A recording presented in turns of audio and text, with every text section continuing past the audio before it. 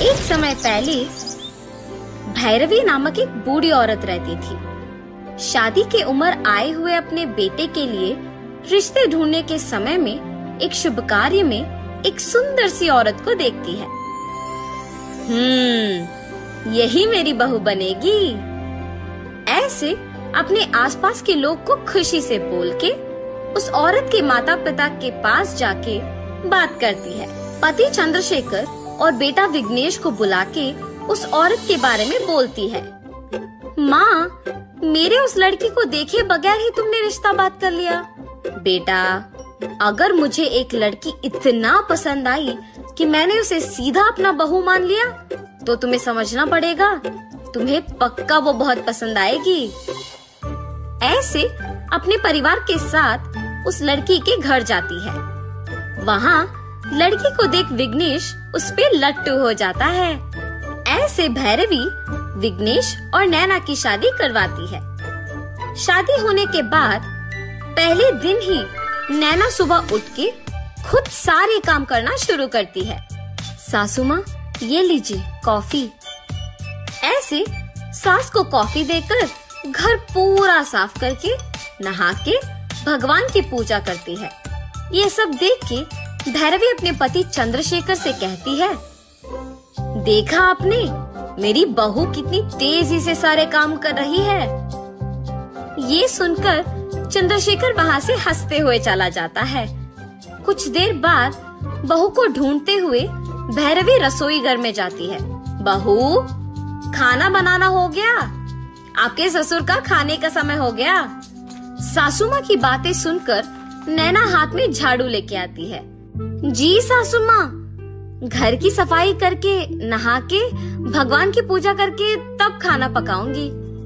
हाँ, ये क्या बहू, अभी अभी तो सारा काम कर लिया तुमने, मुझे कॉफी भी दिया तुमने, वापस झाड़ू पकड़ी हो।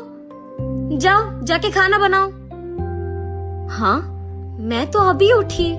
सासू माँ क्यों कह रही है कि मैंने सारे काम कर लिए? क्या मैंने सच में सारा काम कर लिया? ऐसे जब सोच के पूरा घर देखती है तो सारा साफ नजर आता है और पूजा के कमरे में भी दीप जलते दिखता है। मैंने तो सच में सारा काम खत्म कर लिया, ऐसे कैसे भूल गई? भुलक्कड़ बुद्धि मेरी, जाके जल्दी से खाना पकाना है। ऐसे सोच के जल्दी से खाना बनाना खत्म करती है। क्या मैंने पोहा में नमक डाला? ऐसे 2 बार नमक डालती है। अपनी सास ससुर को खाना लगाने जाती है और खुशी से उन्हें खाना परोसती है। पोहा को मुंह में डाल के नमकीले होने के कारण भैरवी कहती है, ये क्या है नैना, सुबह झाड़ू करके वापस करने निकली, पोछा मार के वापस मारने गई, दीप जला के वापस करने गई। अब भी लगता है कि पोहा में नमक 2 बार डाली है तू, इसीलिए इसे खा नहीं पा रहे हैं। मुझे तुम्हारा समस्या समझ में नहीं आ रहा। ऐसे कह के वहाँ से दोनों पति पत्नी चले जाते हैं। नैना उन्हें उल्टा जवाब नहीं देती है और भुलक्कड़ होने के कारण ये सब भूल भी जाती है। अरे रे, मेरे पति उठ गए होंगे शायद, मुझे उनके लिए कॉफी लेके जाना है। ऐसे अपने पति विघ्नेश के लिए कॉफी लेके जाती है। ये लीजिए कॉफी।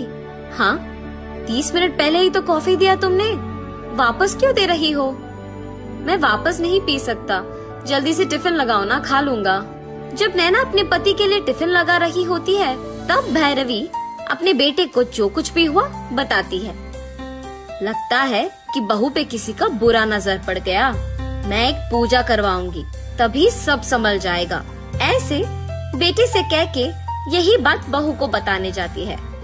बहू, हमारे घर में कल एक पूजा रखी है मैंने, हमारे अड़ोस पड़ोस के औरतों को जाके बुलाओ। जी माँ जी, ऐसे कहती है कि सबको बुला के आएगी।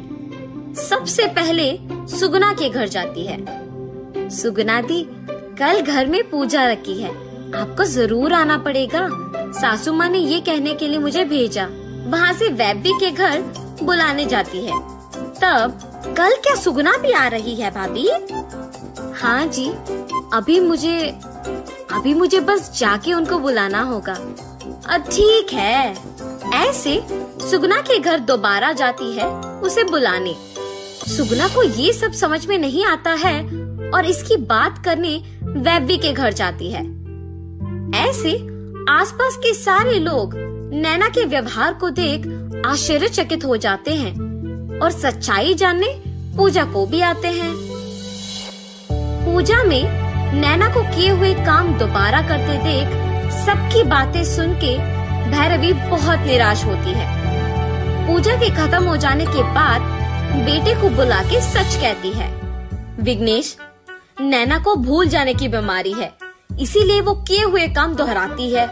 उसके वजह से मैं अपने जान पहचान के लोगों के सामने एक मजाक बन गई हूँ कि चुन चुन के एक भुलक्कड़ बहू कोई घर ले आई। ऐसे मेरा मजाक उड़ाना मैं सहन नहीं कर पा रही, कुछ तो करना पड़ेगा। माँ, आज के दिन में नैना जैसे सुशील लड़की का मिलना ही बहुत है।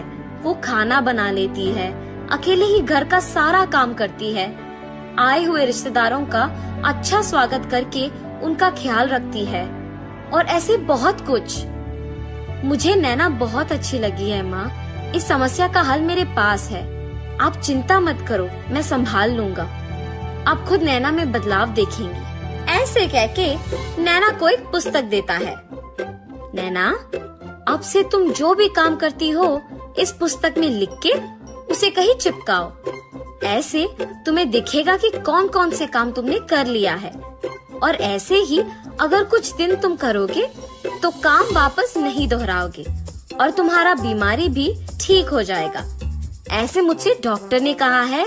विघ्नेश की बातें मानकर उसके दिए हुए सलाह के पालन करके कुछ ही दिनों में ठीक हो जाती है। भैरवी के आसपास के लोग भी उसका मजाक उड़ाना बंद करके नैना को उसकी सुंदरता, सुशीलता और अच्छाई के लिए बहुत पसंद करते हैं। उसको दूसरी लड़कियों के लिए आदर्श की तरह भी दिखाया जाता है। ऐसे एक अच्छा जीवन निभाती है नैना।